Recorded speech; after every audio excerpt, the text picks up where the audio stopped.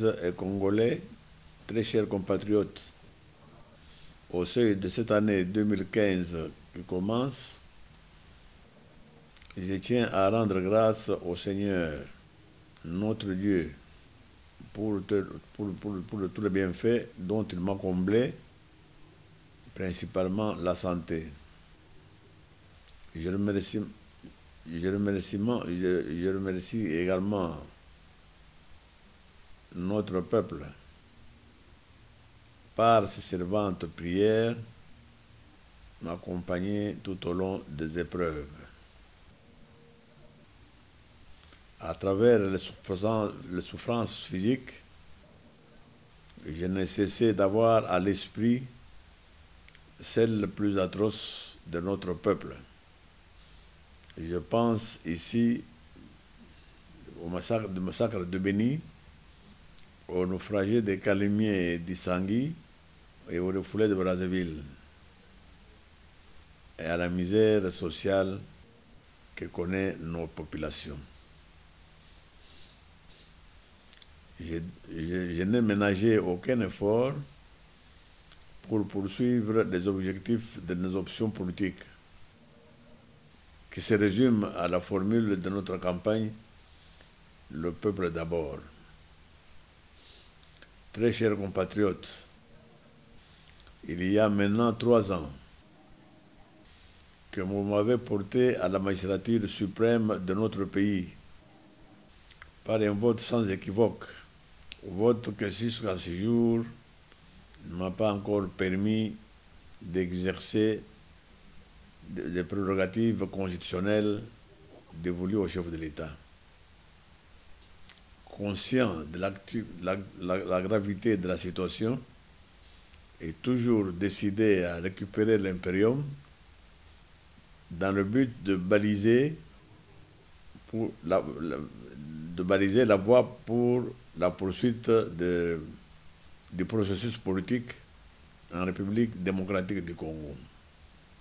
J'ai saisi la communauté internationale afin qu'elle organise sans délai des dialogues politiques conformément à la résolution 2098 du Conseil de sécurité des Nations Unies. Cette initiative n'est pas un aveu de faiblesse, ni même un acte de compromission. Et c'est plutôt la voie la plus sûre de placer notre peuple aux commandes de sa propre destinée, à travers ceux qui parleront en son nom à ces forums. L'histoire nous apprend que même les conflits les plus graves ont trouvé leur solution dans les dialogues.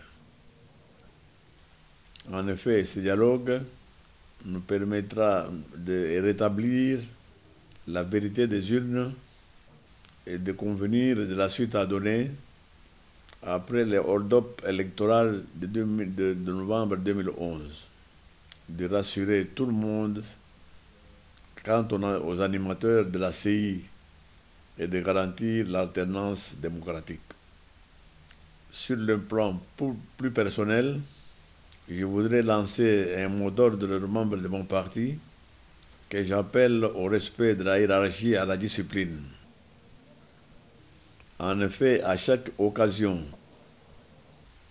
l'UDPS a réussi à surmonter des épreuves en comptant sur l'engagement de ce cadre dont le dévouement et l'application n'ont d'égal que la foi dans la cause noble que nous défendons et l'amour de la patrie.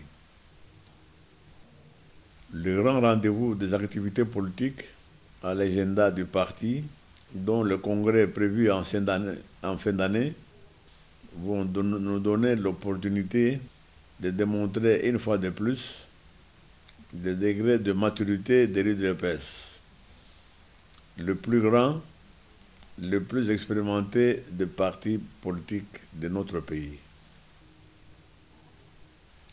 Très chers compatriotes, nous devons avoir présent à l'esprit de nombreux défis à relever au courant de cette année 2015, comme le devoir de rétablir de la confiance de notre peuple dans les processus démocratiques, notamment par le rétablissement de la vérité des urnes et la préparation d'un climat général apaisé et de confiance au sein des nations avant d'autres séances à venir.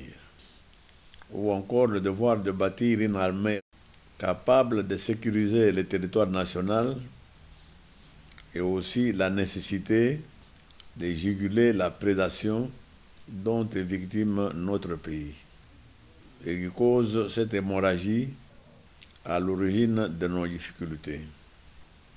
Car il est important et légitime pour nous, en tant que peuple, diriger un pays dans lequel, par un pacte républicain, les dirigeants œuvrent pour un état de droit qui garantit les libertés et le bien-être pour tous. Voilà pourquoi il m'importe, en qualité de leader, de recourir aux relations internationales pour des échanges responsables et équitables, afin de réunir les moyens indispensables à la mise en valeur des énormes potentialités de notre patrimoine national qui a plus de richesses bénéfiques au peuple congolais et à l'humanité tout entière. C'est la raison pour laquelle nous avons lancé une action diplomatique d'envergure pour réunir l'adhésion la plus large à notre projet de la renaissance de notre pays et d'encourager tous les efforts fournis par la communauté internationale pour encourager sincèrement notre pays dans sa quête de la paix, de la stabilité politique et du développement.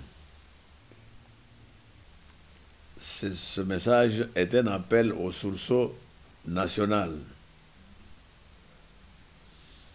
2015 doit être l'année de l'accomplissement des aspirations de combat politique de notre peuple. C'est en confiant